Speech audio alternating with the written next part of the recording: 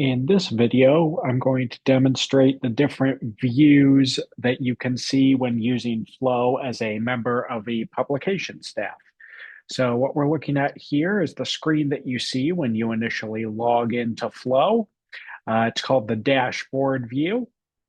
Few highlights of this view is you can easily access the different things that are assigned to you, whether it's a writing assignment, photo assignment, video, podcast, any assignment that you have that you are responsible for will appear here in the Assigned to Me tab.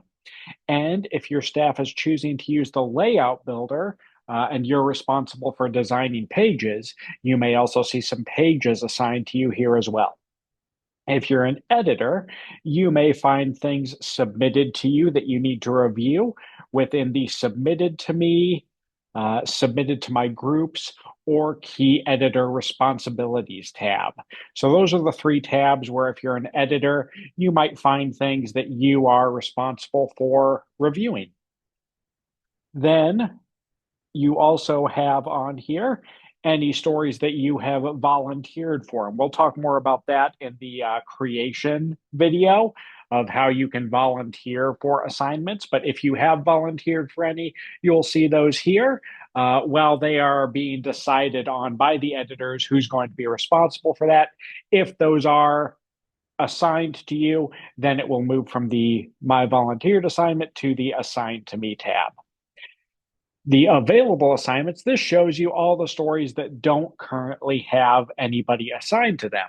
So if your staff works in such a way that the editors are totally responsible for assigning things to members of the staff, then you probably never need to click on this tab. However, if your staff is utilizing a volunteer system where staff members volunteer for the assignments they are interested in taking, and then editors approve or reject those volunteer requests, this is where you can go to make that volunteer request. So again, the available assignments tab, and let's say I wanted to be the person to write this sample 2025 story.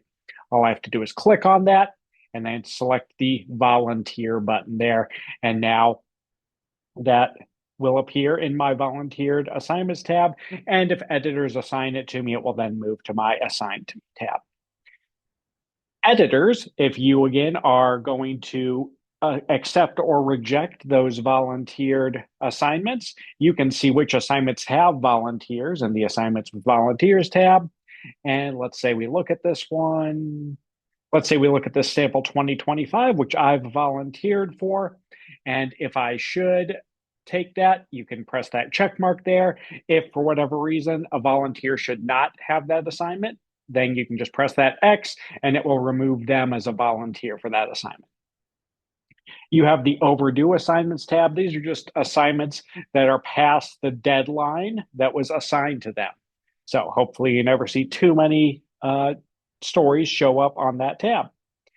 So that's the dashboard view, and that is going to be what you see when you initially log into Flow. The tab below that on our left side here is the stories view. So a couple things of note here. You do have the option if you want to create a filter and maybe just see what's assigned to you. You can certainly do that there. You can also, this can be helpful for editors, or if you're looking at this in a newsroom meeting, you can group stories by user to see who has a lot on their plate versus who could maybe stand to have a few other stories or assignments given to them. You can also group by section. This can be helpful if you're brainstorming to see which categories, which sections you need to come up with some more stories for. So those drop downs all work there. There's also story status, assignment status, sorting, and different ways you can sort this list. Those are all available there as well. But let's say, again, that maybe I'm the news editor. So my main concern is I want to log on and easily be able to see the stories in the news category. I can create that filter there by going to more filters and maybe just selecting that news section. And if I like this view and don't want to have to go through that process every time, or maybe I have multiple filters applied to this, like news and also news stories assigned to a specific user, I can save that view, give it whatever name you want. And then if I create that view, it is available here. And I can easily select that to pull that up without having to apply those filters every time. So if you would like to create your own view, you can certainly do that. And then that'll be available here in this drop down every time that you log in. Otherwise, the default view on the story list is sorting by the most pressing deadline down to the stories where you have a little bit more breathing room and a little bit more time to work. So I'm recording this on January 3rd. So really, I've only got two stories that aren't past deadline here, but they appear near the bottom. Whereas those stories in September that haven't been published yet are up at the top, kind of screaming at you for attention. So that's how the story list view works. The next tab that we'll look at is the message board. Some of you may have this turned on, others of you don't. So if you don't see this icon, don't worry about it. You can disregard this section of the video. Those of you who do have this turned on, this is the internal flow messaging system. It's kind of a light version of Slack if you're familiar with that tool. But you can create channels on here. So you can create open or closed channels. So open is that unlocked lock icon, or you turn it on to private. And if you create a private channel, just give it a name, and then you can select all of the users who should be a member of that channel. And then if you are a member of a channel, you'll see those over here. And so if they're open, they have that unlocked padlock icon. Or if it's a closed channel, it'll have the locked padlock. And that just means you're a member of that group. So you can click into those channels to see the conversation. It will keep that conversation logged so you won't ever lose any messages there. You can also send direct messages to individuals as well. So that is the main way that the communications work. If you have a new message sent to you, you'll get a notification on this envelope icon that appears in the top row. The icon below that, this is another one that is optional to turn on or off. So some of you might not see this icon when you log into Flow. And if you don't, just ignore this part of the video. Your administrators have chosen not to activate this. But if this is on, this is our layout builder tool.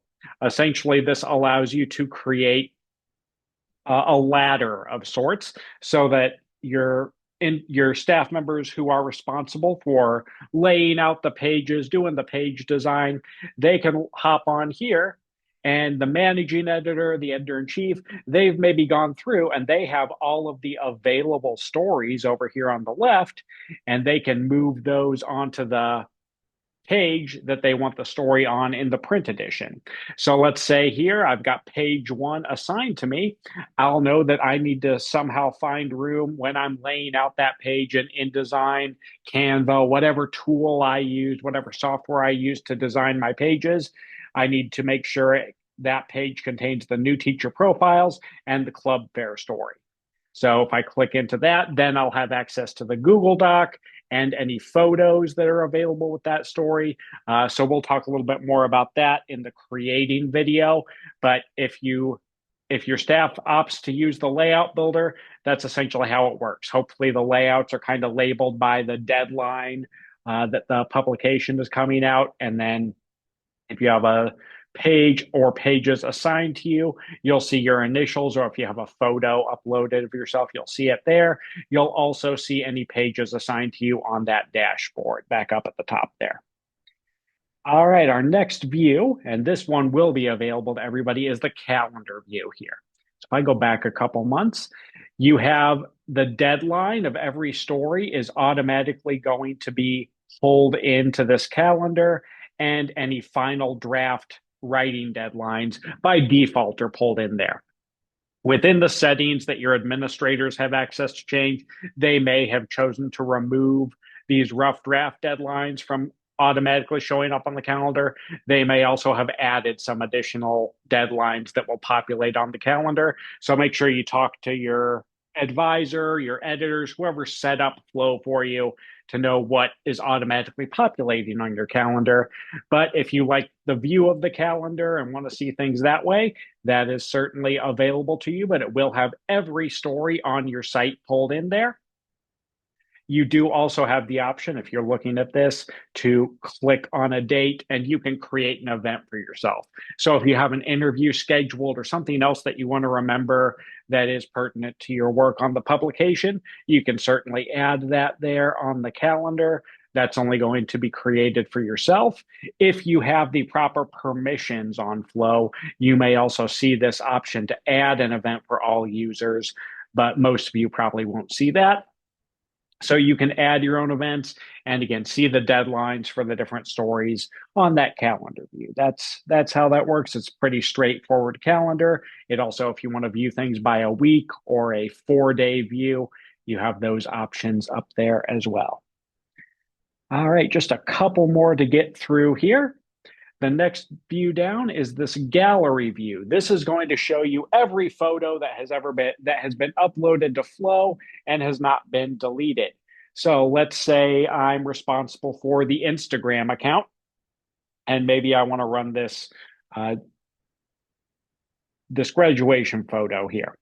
So if I click on a photo in the gallery, it will pop up here. It will tell me, assuming the photographer entered their name here in the byline field and they entered a caption, I'll have access to all of that and I can easily copy and paste it if I want to use it in Instagram or elsewhere digitally. You don't want to use these photos for print because digital photos are much smaller and much more of a low resolution. They won't look good on print. You'll want to talk to your photographers and get those high resolution images to use in print if you are responsible for laying out a print page. But again, let's say I want to use this on social media. I can copy and paste this written information over here. And then if I need to get the image file itself, I can press view full size image, right click or control click, and then save that image on my desktop and upload it to social media. So that is how I can access images that have been uploaded here to the gallery. Also, I can upload a new image directly to the gallery here by clicking upload image. And then it's just a matter of finding that on your desktop here. Let's say I want to add this one here. Once I upload a photo, again, I can be prompted to put my name as the photographer or whoever the photographer is, add that caption in there. If I want to use tags on the photos, you can add those as well. And then upload, and then that new image will appear in the gallery. So that's the main reason that you might need to access the gallery here. There's also a way to upload photos directly to the story, which we will get into in a different video about creating stories on Flow. So the last thing I will note here is how you receive notifications on Flow. So if something has been submitted to you for review, if it's completed the workflow and has been published, has been graded, anything to do with the assignments, you will receive a notification about that. And I have a notification, let's just say that I have that sample 2025 story and it is officially assigned to me. There we go. I'll get a notification there and I can click that and it will tell me the notification. So you can keep these present or you can clear them out individually by clicking the actual clear all of them there. So every time you log on to Flow, if you have any notifications, you'll receive that right there with that bell icon. Again, if you have any messages in that messaging system, that will appear with a number similar to this one here on the bell, but it will appear on that envelope icon.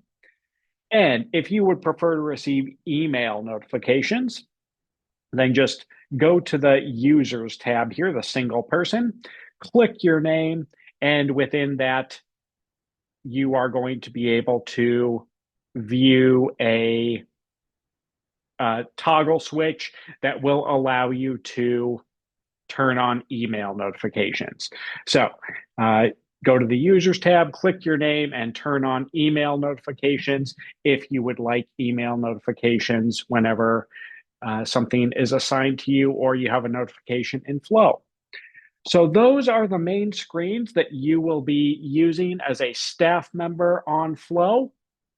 That is the basics there of the different views. And so in a couple other videos in this chapter of the support page, we'll go over how to create stories on Flow. And then if you're an editor, we'll go over how to edit stories or publish them to Wordflow.